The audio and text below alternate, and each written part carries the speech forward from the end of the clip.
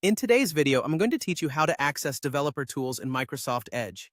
Whether you're a web developer, a curious tech enthusiast, or just someone who's interested in learning about the inner workings of the websites you visit, opening the developer tools can provide a fascinating insight into the code and structure behind web pages. So let's dive in and see just how simple this process is.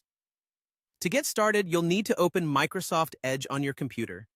If you're not familiar with Microsoft Edge, it's the web browser developed by Microsoft, which comes pre-installed on most Windows devices. Its clean interface and smooth performance have made it a popular choice for many users. Once you've got Edge open, turn your attention to the top right corner of the browser window. There, you'll notice a button characterized by three dots aligned vertically. This icon represents the Settings and More menu, which is where we're headed next. Clicking on these three dots will reveal a drop-down menu, offering you a range of functionalities and options you can perform in Microsoft Edge. Now, the goal here is to find the option labeled More Tools.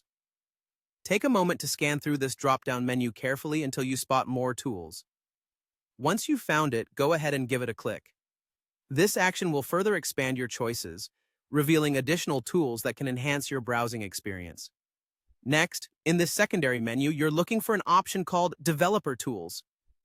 Developers and enthusiasts often use this tool to inspect and modify the styling, HTML and JavaScript, among other things, right from the browser.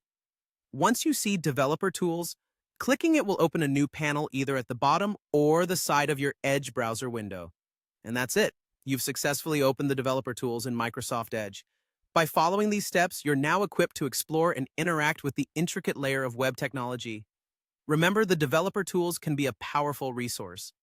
From debugging to analyzing web page performance, you're now in a position to delve into and interact with the web like never before.